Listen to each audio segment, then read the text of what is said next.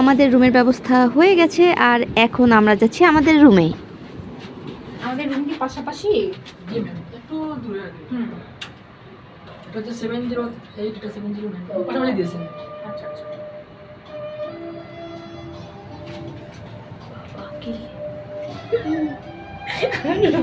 তুই কি তাই বলছিস? এটা হচ্ছে শুভ ভাইদের রুম আর এখন যাচ্ছি আমাদের রুমে। এই হচ্ছে আমাদের রুম নাম্বার 7309। তো চলেন আপনাদেরকে আমাদের রুমটা দেখাই।